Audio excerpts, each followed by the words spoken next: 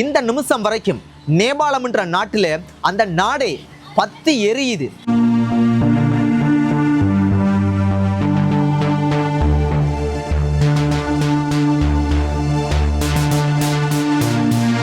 அந்த நாட்டினுடைய விமான நிலையம் பூட்டிட்டாங்க. அந்த நாட்டினுடைய பாராளுமன்றம் பத்தி எரியுது.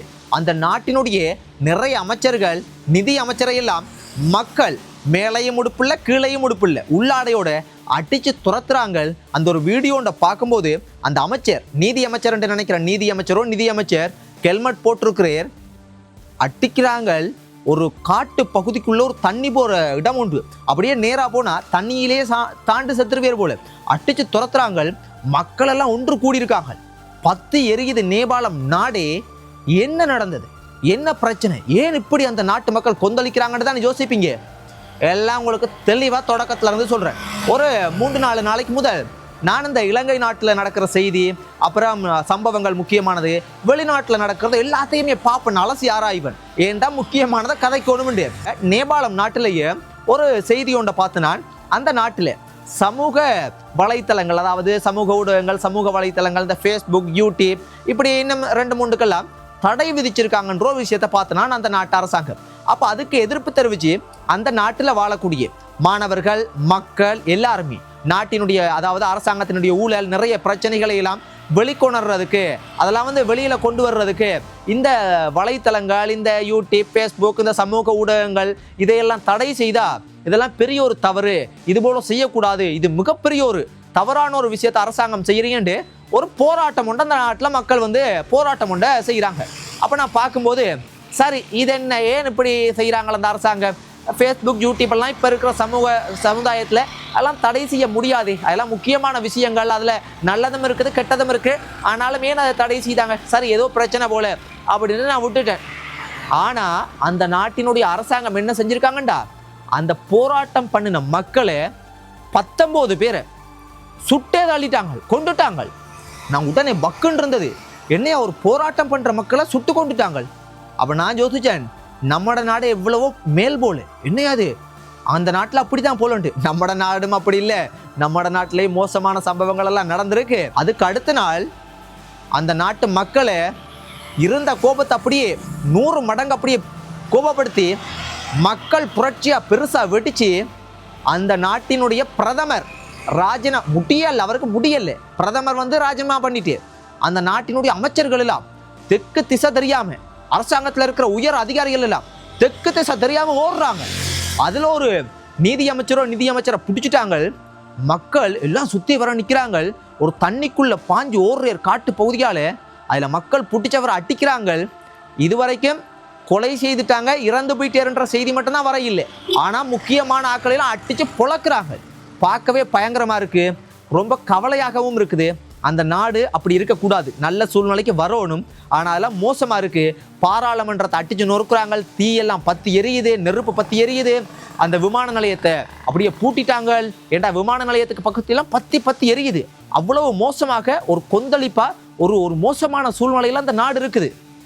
ஆனா யோசிச்சு பாருங்க, மக்கள்ன்ற புரட்சி உருவாகுனா அது அமெரிக்கான்ற நாடாக இருந்தா கூட கட்டுப்படுத்த முடியாது. மக்கள் புரட்சி வெல்லும். இன்றைக்கு நேபாளம் நாட்டில் மக்கள் புரட்சி தோக்காது. மக்கள் புரட்சி எப்பவுமே ஒரு மாற்றத்தை கொண்டு வரும்ன்றதை மறுபடியும் உலகத்துக்கு நேபாளத்தில் வாழக்கூடிய மக்கள் உலகத்துக்கு காட்டியிருக்காங்க. இலங்கை நாட்டிலையும் ஒரு புரட்சி வந்தது. அந்த புரட்சி மூலம்தான் இன்றைக்கு இந்த நாடு ஒரு அளவுக்கு நல்லா இருக்குன்னு நினைக்கிறேன். ஒரு மிகப்பெரிய மக்கள் எல்லாம் அந்த அளவுக்கு ஒன்று திரண்டாங்க. அதை மாதிரிக்கு 4-5 மடங்கு நேபாளத்தில் மோசமான ஒரு சூழ்நிலையா இருக்கு. ஆனா அந்த நாட்டு மக்கள் சந்தோஷமாகவும் மகிழ்ச்சியாகவும் வாழ்றதுக்கு ஒரு நல்ல சூழ்நிலை வரணும். ஆனா யோசிச்சு பாருங்க, இந்த நிமிஷம் வரைக்கும் அந்த போராட்டத்தின் காரணமாக அந்த நாட்டினுடைய அரசாங்கம் தவறான முடிவுகள், தவறான செயல்கள் அவங்களும் செஞ்ச காரணத்தினால 40 மக்கள் உயிரிழந்துட்டாங்க.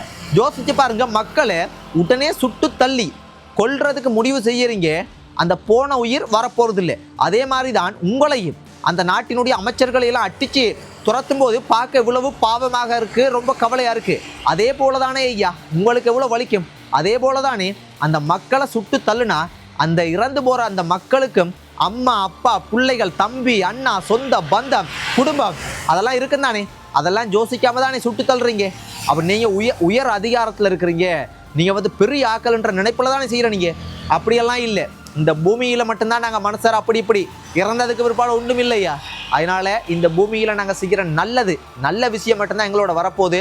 அதனால் எந்த ஒரு அரசாங்கமாக இருந்தாலும், நேபாளத்து நாட்டு அரசாங்கம் மட்டுமில்லை, இலங்கை நாட்டு அரசாங்கமாக இருந்தாலும் சரி, இந்தியாவை யாராகவும் இருக்கட்டும், ஒரு நாட்டினுடைய அந்த நாட்டில் வாழக்கூடிய அனைத்து மக்களுக்கும் தான் அரசாங்கம். அந்த மக்களை வந்து கொன்று புதைக்கிறதுக்கோ அந்த மக்களை வந்து துன்புறுத்துறதுக்கோ அரசாங்கம் இல்லை. அதனால் அப்படியெல்லாம் செய்யாதீங்க. கடவுளேண்டு அந்த நேபாளத்து நாட்டில் வாழக்கூடிய மக்கள் அந்த துன்பத்தை கடந்து நல்ல ஒரு சூழ்நிலைக்கு, சந்தோஷமாகவும் மகிழ்ச்சியாகவும் வாழக்கூடிய ஒரு நல்ல சூழ்நிலைக்கு அந்த நாடு வரணுமென்று கடவுளை நான் வேண்டிக் கொள்கிறேன். ஆனால் பார்க்க ரொம்ப ரொம்ப கவலையாகவும் இருக்குது, துன்பமாகவும் இருக்குது. இதில் ஒன்று மட்டும் புரிஞ்சு கொள்ள முடியுது. மக்களை ஆகலும் பொறுமையை சீண்டி பார்த்தா அந்த மக்கள் புரட்சின்றது உருவாகுனா அது எந்த அரசாங்கமாக இருந்தாலும் போட்டு புலந்துருவாங்க மக்கள்ன்றதை மட்டும் திட்ட தெளிவாக தெரியுது. முதலாவது அந்த சமூக ஊடகங்களை வந்து தடை விதிச்சதை எடுங்க. அதனால தான் இந்த இவ்வளோ பிரச்சனை. அதை விட முக்கியமான பிரச்சனை, போராட்டம் பண்ணால் மக்களினுடைய போராட்டம் என்ன அப்படின்றத கேளுங்க. முதலாவது சுட்டு தள்ளி அதை அடக்குமுறையை செய்கிறதுக்கு முயற்சி செஞ்சால் இப்போ இருக்கிற காலத்தில் ரொம்ப ரொம்ப கஷ்டமையாதெல்லாம். அப்படி ஒரு சம்பவம் நேபாளத்து நாட்டில் நடந்து கொண்டிருக்குது. வெறும் நெருப்பாக தான் இருக்குது. அந்த நாட்டை பார்க்கும்போது கவலையாக இருக்குது. நன்றி சொந்தங்களே, கவனமாக இருங்க, சேஃபாக இருங்க. நேபாளத்தில் இருக்கக்கூடிய தமிழ் மக்கள் இந்த காணொலியை பார்த்தா கூட ரொம்ப ரொம்ப சேஃபாக, பாதுகாப்பாக, கவனமாக இருங்க. எல்லாருமே சேஃபாக இருங்க.